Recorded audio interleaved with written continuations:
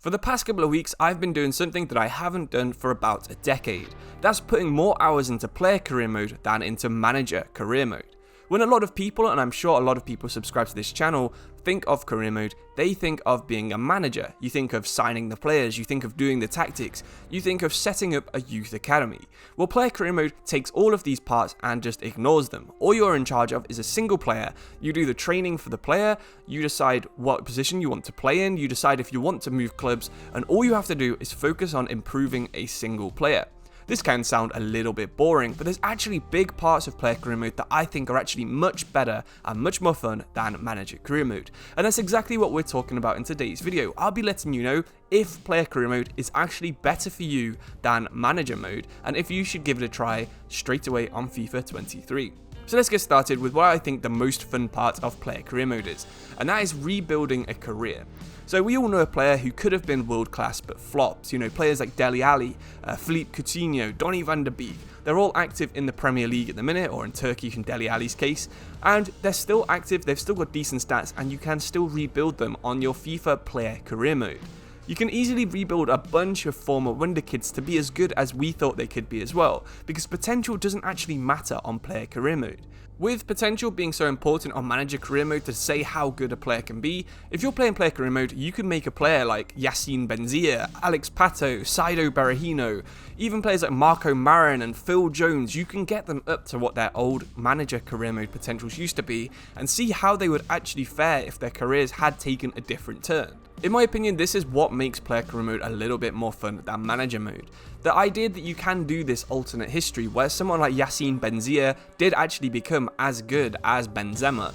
Alex Pato may be becoming that 92 rated player we thought he would be, rather than being about 74 rated and playing in the MLS. There's so many options out there, and if you're interested in rebuilding a career, absolutely player career mode is the one for you.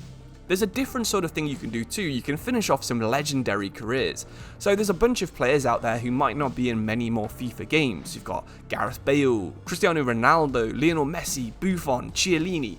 You can take over these players. You can try and win them one last tournament. I mean, a lot of them are still in their national teams as well. Gareth Bale's a really good one, of course, because you've got the World Cup coming up in the first season. You can try and do as much as you can with Wales and see if you can give them a legendary finish to their real life careers. Another really underrated aspect of the player career mode is that if you do get bored, you can just retire and become a manager anyway. Some storylines are actually better for being a manager after being a player. So let's say that you've created yourself. You decide to make yourself a Dutch young player, maybe a 16, 17-year-old who plays for Ajax. You do a couple of seasons at Ajax, maybe you head to Germany, you head to England, or you head to America, and then you get bored of playing player career mode. You can easily just say that maybe your player got a serious injury and decided to become a manager thanks to having a really good reputation. If you're worried about realism in this kind of area, don't be, because there's been managers like Villas-Boas who took over very young, and there's been really famous managers like Brian Clough who only actually retired because of serious injuries. So if you're bored of player career mode, just retire and head over to manager career mode anyway. Once you retire, you'll be given a bunch of different clubs that you can take over.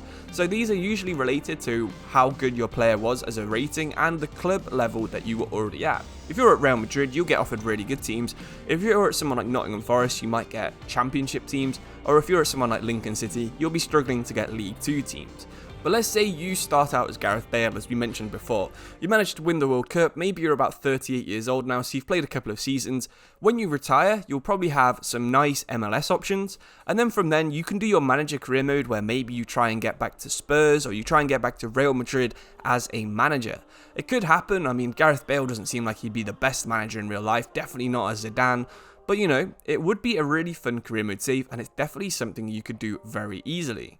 If you're someone that's bored of playing with the same squads and the same teams as well, this does give the AI managers a nice period of time where they can sort of almost randomize all of the squads. For example, in one of my manager career modes, I decided to move jobs from Braga. I saw West Ham had like Musiala and Wirtz in midfield. So obviously West Ham, you can roleplay, got bought out by some tycoon, maybe a German tycoon, decided to bring in these really hyped young German players. This is something you can do with player career mode. The players will all be in different clubs. You don't know who's where. You can pick a really cool team. Then just look out at the squads and try and figure out which one you're most interested in. Because player progression and season progression is so much quicker in player career mode as well, you can actually progress super quickly. You can do about one season in about 8 hours if you play every single match, or if you're maybe a substitute or a reserve, you can probably get it done in around 2 to 3. This is a lot faster than something like Manager Career Mode, where if you're in a 40 game season and you're playing 10 minutes a match, that's already nearly 7 hours of just playing the matches, let alone all the menus and buying players and making sure your squad's set up and your youth academy. So you can progress a lot faster, in my opinion, on player career mode than manager mode. So if you're interested in getting through the seasons, or even if you just simulate the first 5 seasons, then retire and take over a random club, you're going to have probably a more fun career mode than if you just start on day 1 in manager mode.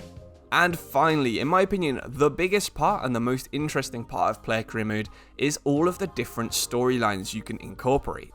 We mentioned a couple of interesting ones at the start of the video. You could rebuild maybe a fallen wonder kid, you could rebuild someone whose career's fallen off quite a bit like Dele Alli or Coutinho, or you could finish a legendary career like Gareth Bale, Ronaldo, Messi, Chiellini, those kind of players. What I mean by storylines is throughout the entire time you're playing player career mode, you'll get given these little objectives or little messages about what your player is doing. Maybe they're reading a book about a club legend. That could be something that you incorporate further into your career mode, where maybe you decide that you've read about this club legend, so you want to try and recreate something that they've done. For example, maybe you are at Manchester United, you get the little notification you've read a book about a club legend, maybe it was about Matt Busby, and you want to try and recreate the Busby Babes as a manager. Just retire, take over Manchester United, and force a bunch of money into your youth academy. There's also a personality scale on player career mode that you can use throughout your player career mode and then decide how you want the manager part of your save to go. So for example, if you decide you're a maverick when you're playing, when you become a manager, you might try to do some really extreme tactics. You might decide to play a 2-4-4 formation, for example, 2 centre backs, 4 midfielders and 4 up front. Maybe you've gone really far into the heartbeat style of the personality. So this is more like playing as a fan on the pitch. You're basically someone from the stands that's been picked to play in the crowd, but you're also really good at football. So maybe for this, you pick a couple of players that you know support this club. Manchester United, make sure you have Rashford in there, for example. Nottingham Forest have Ryan Yates and Joe Worrell. Just have a quick look at your team you want to manage and make sure that your personality is something you've translated across into your manager. If you enjoy player career mode more than manager mode, make sure you let us know in the comments below, because it is interesting to see what you guys like to think.